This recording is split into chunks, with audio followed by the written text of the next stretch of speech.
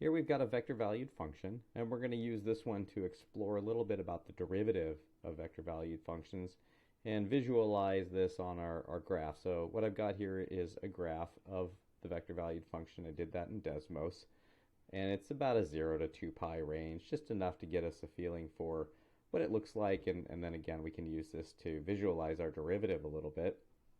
The calculus associated with the derivative is really easy. We'll go ahead and take the derivative component by component here, get minus 3 sine t, and then 2t. And there's our derivative.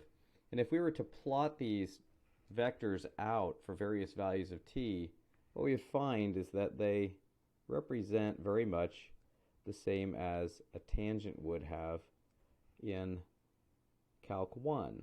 It's just now it's a vector describing that particular tangent. The other thing that's particularly different is because this is a space curve, we obviously have a direction as we flow through time and how that space curve is traced out, which also gives us a direction to our tangential component. You'll see the vector actually does point in the same direction as the motion. And I've done this in 2D, but it works in 3D as well. I just did it in 2 dimensions because it's a little easier to visualize what's happening there. But effectively, we end up with these tangents.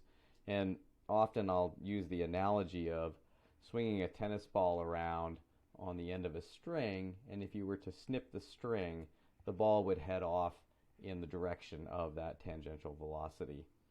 And that's kind of what we're identifying here by using the derivative. And I can see we need to add our prime here for our derivative, so let's do that. The other thing we can explore with this particular problem is something that's called the unit tangent.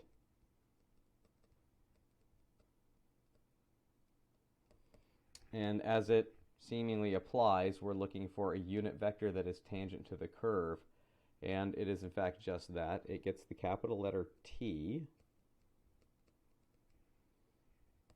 and it's a vector, and we're going to take r prime of t and divide it by its magnitude to turn it into that unit vector. And really that's all there is to it.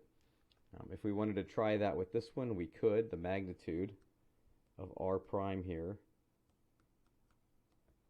would be equal to the square root of the sum of the squares of its components, so that would be minus 3 sine t squared plus 2t squared. And do be careful when you're setting these up. Make sure that you're squaring the negative with it as well. So this is going to be the square root of 9 sine squared t plus 4t squared. So there's its magnitude. Often textbooks will have these work out in a way that they sort of simplify down a little bit. Since I just made this problem up on the fly, we kind of ended up with a pretty ugly looking magnitude there. But now we can take and compute our unit tangent simply by taking r prime of t and dividing it by its magnitude. What may be simpler here is to just write it out as r prime of t equals 1 over 9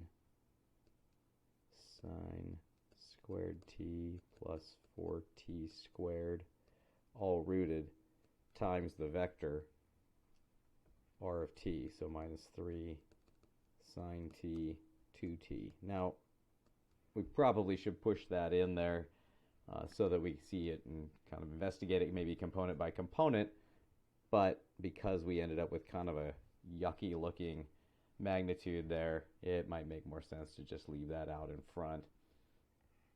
And if there's anything else we might be interested in doing with this particular vector valued function, we found its derivative. Here we found the unit tangent out of that. Maybe just making a note at this point that, hey, listen, if we can take one derivative, we can certainly take two. So if you maybe had this representing position, velocity, and you wanted acceleration, you might take its second derivative, and that would be just as simple as taking the second derivative component by component. So here we would end up with minus 3 cosine t and 2 for the y component. So now you've got position, velocity, acceleration maybe of your particular quantity.